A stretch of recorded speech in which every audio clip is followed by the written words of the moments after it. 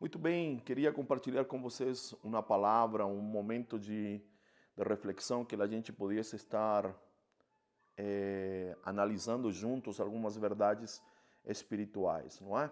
Como ponto de partida, certo? Eu gostaria de que tivéssemos consciência de dois períodos muito importantes registrados nas Escrituras, não é? Antes da cruz e depois da cruz. Okay? Antes da cruz, Deus falava através de símbolos, de figuras, através das pessoas, não é? Como tipo, certo, daquilo que viria, não é? E depois da cruz, a coisa muda, não é? Saímos das coisas, das sombras, das figuras, dos símbolos, não é? Para uma pessoa. E essa pessoa é Cristo Jesus. O apóstolo Paulo declara que foi do agrado do Pai fazer convergir todas as coisas em Cristo Jesus, congregar todas as coisas em Cristo Jesus. Então, antes da cruz, os homens buscavam coisas, conheciam a Deus através de símbolos, através de figuras, através de tipologia, não é? Mas depois da cruz, o Pai nos dá Cristo e o Pai colocou todas as coisas em Cristo. Então, se queremos saber alguma coisa, se queremos conhecer a Deus, precisamos de Cristo. Bom, meu ponto de reflexão é João capítulo 1, verso 14. E o verbo se fez carne e habitou entre nós.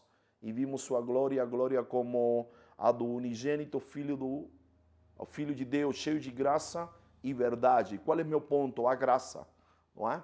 A teologia definiu graça como o favor imerecido, não é? O presente dado por Deus que os homens não mereciam.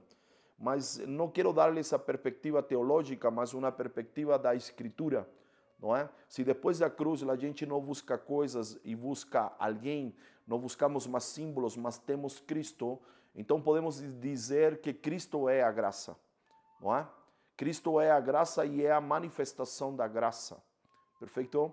Então João expressa isto, não é? Nele estava a vida, certo? E ele trazia consigo dois depósitos, graça e verdade. Que me chama a atenção ainda em João, não é? Capítulo 1, verso 16, que diz que da sua plenitude tomamos graça sobre graça.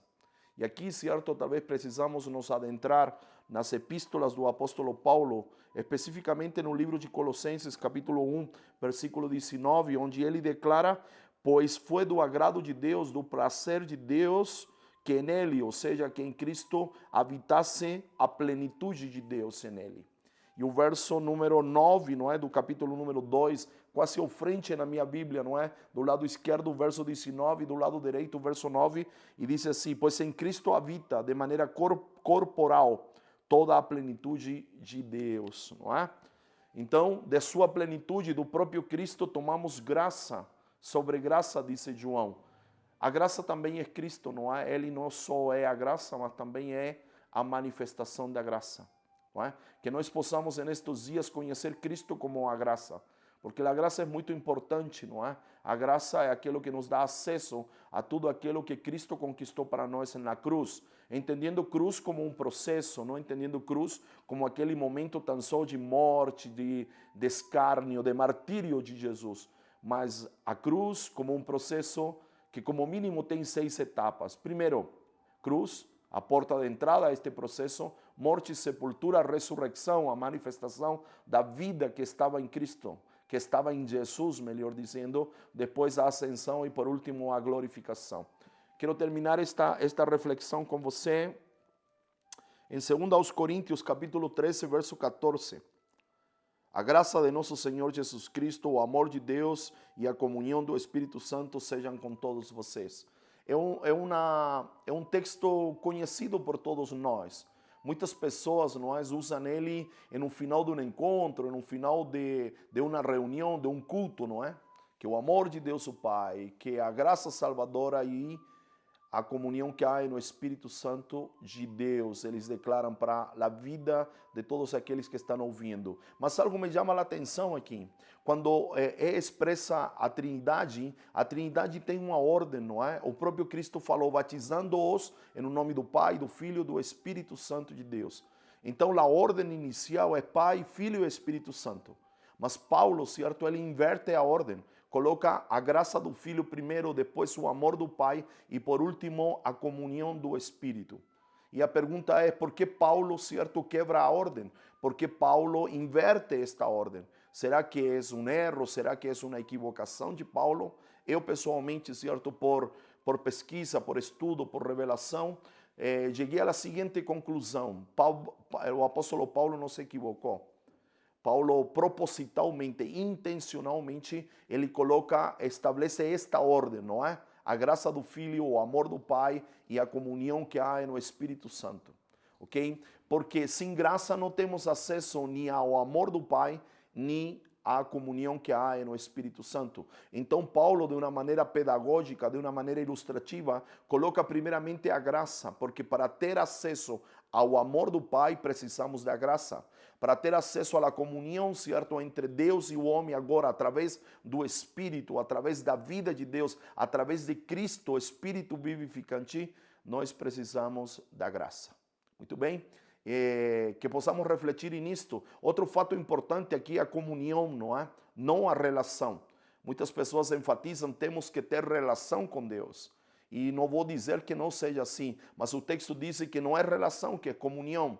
Certo? Entendendo que a comunhão é algo muito mais profundo que a relação. Não é? Nós, os casais dizemos assim, vamos a discutir a relação, certo? Mas uma relação se discute, a comunhão não se discute, ok? Então precisamos, de maneira urgente, entender esta ordem estabelecida por Paulo, certo? Aquilo que me dá acesso ao amor e à comunhão do Espírito é a graça. Eu oro, faço votos para que neste mês de maio, certo? O 5º mês do ano, você possa ter uma revelação de Cristo como a graça. Quero orar por você, abençoar a tua vida, declarar, certo? Que Deus te conduzirá para que você o possa conhecer, certo? Para que você possa se aprofundar, certo? Para que você possa garimpar, se podemos dizer assim, as riquezas inescrutáveis da sua graça.